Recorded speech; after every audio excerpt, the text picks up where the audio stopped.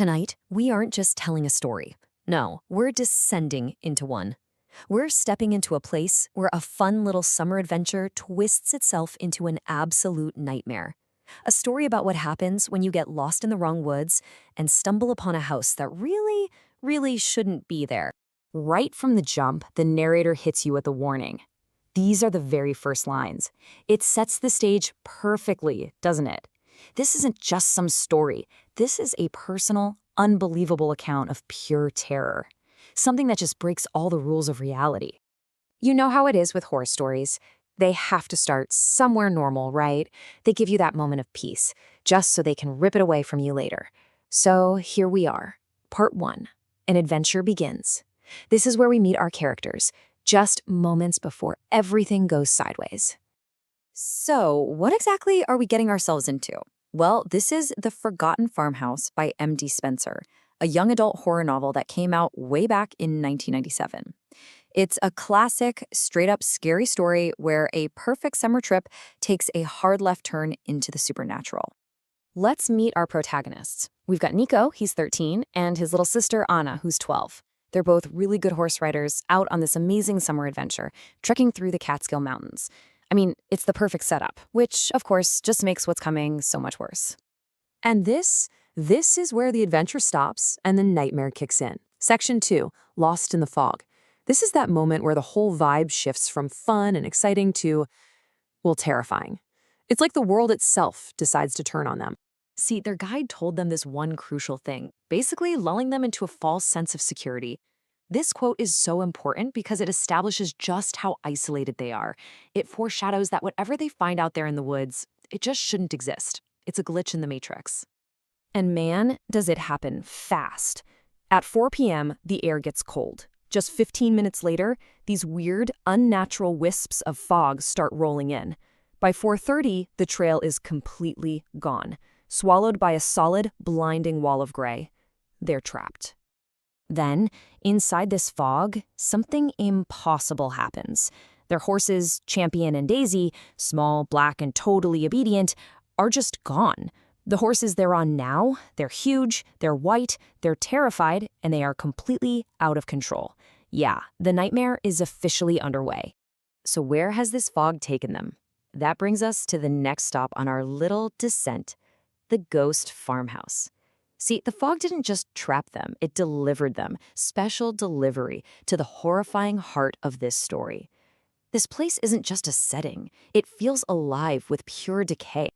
This line from our narrator just captures that feeling perfectly.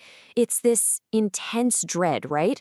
He's pairing the idea of shelter, their only hope, with the promise of absolute final danger. Hope and death all tangled up together. Chilling. So they finally lay eyes on it, this isolated farmhouse. It's completely silent, totally dark, except for the flickering light of a few candles in 2 windows. That image is just so unsettling. It feels ancient, wrong, like something completely disconnected from our world.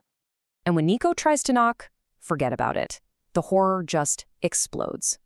To quote him directly, the instant my knuckles touched the wood, the door flew open. A huge explosion went off in my face. There's no welcome mat here. They are instantly thrown into a fight for their lives. And that explosion, well, that was just the welcome wagon. Which brings us to section 4, where we find out what's really going on in this place, trapped with the dead. The kids didn't find shelter. They walked right into a trap, and they are not alone. So let's meet the residents, shall we? Inside, they find the family. There's a man with half his face blown away, a woman who's missing the back of her head, and a huge, hissing cat they call Eddie.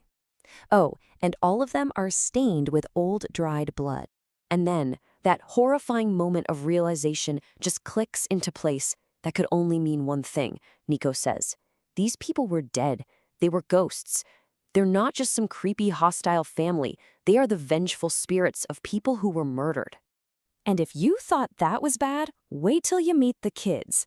The family's children appear. There's Sarah with the top of her head missing, and Daniel, whose head is just hanging sideways on his chest. And here's the kicker. They all think Nico and Anna are the ones who killed them. It's a case of mistaken and very murderous identity. We will now proceed to the final section, an unspeakable verdict, shifting from narrative immersion to objective analysis. Terror can be quantified. Commencing evaluation. Analysis of feedback. Strengths identified, evocative sense of place, masterful tension building, and classic YA horror pacing. Weaknesses identified, reliance on familiar genre tropes, underdeveloped supporting characters, and a resolution that is somewhat predictable. The work functions competently within its genre, but does not radically transcend conventions. Final grade, 6.7 out of 10.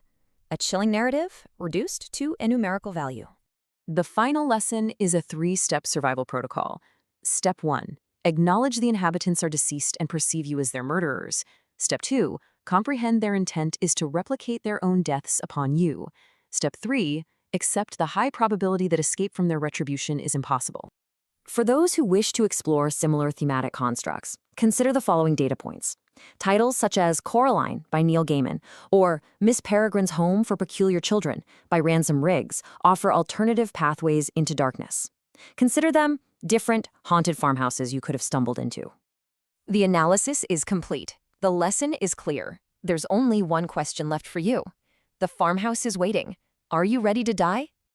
And for more great content and in-depth explainers, don't forget to follow us on all our social channels and smash that subscribe button for new videos every week. Thanks for watching.